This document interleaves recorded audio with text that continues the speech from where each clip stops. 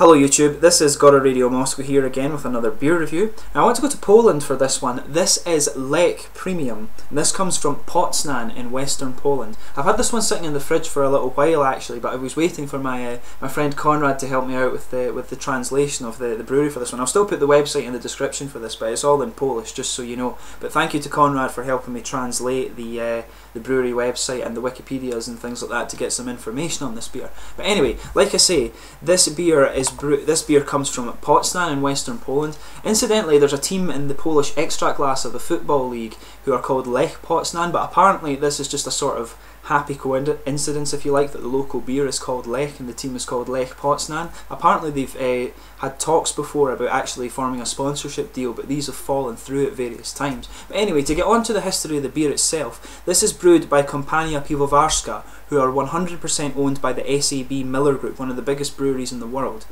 They own 3 different breweries within Poland, and the company also brew Tyskie, which is one of the 3 Polish beers that we get quite easily on export here in Scotland, the other being this one, Lech, and Żywiec, which are Żywiec and Tyskie are quite nice beers, I would say. But the company also brew Żuber, Reds, which my friend described as a girl's beer, and they also brew one called Dębowe Mocne, which apparently is very nice, so I'll need to keep an eye out for this one. But like I said earlier, the brewery is in Poznan. It was built in between 1975 and 1980. In 1984 they added the malt house to this. However, in 1992 it was nationalised for a short period of time, and then it was named Lech Browary Wielkopolskie. I apologise if my pronunciation is wrong with these things, but it was nationalised until 1993 when the government reprivatised the brewery. But this was at the stage where, you know, communism had fallen in Poland, and it was basically it was reprivatised as part of the return to a sort of free market and things like that. This is quite common in Eastern Europe. But in 1993, the majority shareholder of the company became a company called Euroagrocentrum, which belonged to the famous Polish entrepreneur Jan Kulczyk, and at one stage he was the richest man in Poland. Now in 1996, the South African Breweries International Group gained control of the brewery, and they also acquired the rights to the Tyskie brewery as well. And during this time they merged Lech and Tyskie together to form Compania Pilavarska, as I mentioned earlier, that this is the company that brews this beer now at all. So this is where Compania Pilavarska came from. Now in 2004 the brewery started an advertising campaign to try and reinvigorate the Lech beer brand. They changed the label around to the one that you can see today, and they also interestingly changed the colour of the bottles from brown to green to kind of make the beer more attractive to the younger market. Like I said earlier, this is a bit of in one of my other reviews, this is a bit of a strange move, considering that brown bottles kind of protect the beer a bit more from light damage. And my Polish friend Conrad, he also said that in Poland it is more that the older generation of citizens tend to drink the beer out of the brown bottles, whereas the younger citizens are actually more keen to drink the beer out of the green bottles. But anyway, in addition to the Lech Premium, Lech also produce a 5.5% Pilsner, a 0.5% alcohol Lech Free beer, which I'm assuming is their sort of version of the alcohol free, even though it does have some in it. They also produce a Shandy, which is a 50-50% beer and lemonade mix, obviously. And apparently my friend was telling me also that this beer has when they introduced the Shandy, apparently they made more in that particular summer of sales than they did in any other summer of sales. So the Shandy version of Lech is actually very, very popular. I'll need to give it a try and see if it's any good. But like I say, they also produced Lech Mocne, which is a strong beer, which was it was actually a 6.2% lager, but this was withdrawn from production in 2012. However, just to let you have a little look at the bottle art for this one, and I'll let you have a little look at the cap. It's actually quite a nice looking bottle, this one. It is a little bit eye-catching. They've done quite well with it. It's got the nice typical, as you can see just where my pinky is, they've got the nice Polish red and white colours there.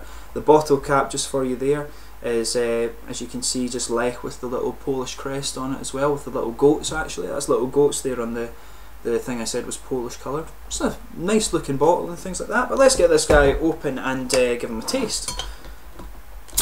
There we go, popped it off quite nicely this time. But this is a European pale lager, it's described as. It's 5.2%. I'll just get this out and we can have a taste of this. As you can see, lives up to the name of a European pale lager. Very, very kind of pale golden colour. Let's give it a little bit of an aggressive pour there, get a bit of head on it. There we are. can see it's a nice kind of white foamy head on it. It's crystal clear. There's a fair little bit of carbonation going on in there. Not overly, but a fair little bit, I would say. Let's get a little idea of the aroma. It's quite this is quite a mild aroma, I'd say. You're getting some kind of sweet malts, some corn and a little bit of grain maybe. There's maybe a kind of a little hint of citrus in there, but mainly the corn and the grain stick out in this one for me. I'm not getting so much in the way of the kind of hoppiness that my friend described with this one. Yeah, it's quite mild. Some sweet malts, some graininess, and some corn. The corn is actually a kind of typical feature with Eastern European beers. The head of this is kind of going from being a foamy head originally to more of a bubbly head now, I should add. But yeah, it smells quite nice. It looks okay. It's like I say, this is a more of an industrial beer than a craft beer, I have to say. It's actually, I've had this one before, and I remember it being like this. It's a very, very clean tasting beer, I have to say. At the start, you get the bready malts in this one rather than kind of sweet malts. You get the breadiness to it first.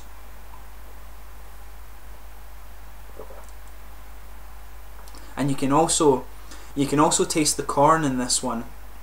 And you get the graininess in it too. The bready hops are the things that come first, and then you get the corniness and the graininess to it. At the start, I'm also feeling on the mouth, you do get the carbonation at the start of it, but it's a very clean, a very crisp beer. It's actually quite a refreshing one as well. But like I say, bready to start with, then you get the corn and the grains. There is a little bit of hops at the end. In terms of the aftertaste, I would kind of say you get that kind of breadiness and corniness, and you do get the fact this beer, in a way, it's not watery, but it's very, very refreshing. It's very, very crisp. I have to say that about it. I remember it being like this, that it was a very kind of refreshing beer. It's a very light one, ideal for a kind of summer's day. I would say overall, out of the Polish beers I've had Żywiec and I've had Tyskie and I've had this before.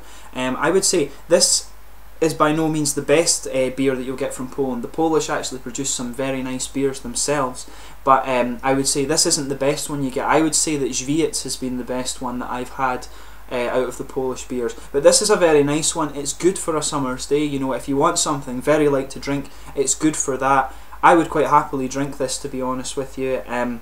For the style of beer being an industrial kind of pale lager, it's good within that style. If you're wanting something that's maybe a bit more exotic, if you like, and kind of, you know, more of a crafty beer, this one maybe isn't for you. I like it personally. It's a nice summer's day beer. It's a I'd recommend that you try it, give it a try, see what you think of it. But like I say, good for a summer day. Not so much if you're more into your craft beer. But thanks again for watching my beer reviews. I'll be back with another one. I think I'm going to go for the Argentine one I mentioned a few videos back for my beer tomorrow. I'm in the process of moving flats just now, so I'm a bit all over the place, so we'll see when I actually get some time to do that. But thanks again for watching my beer reviews.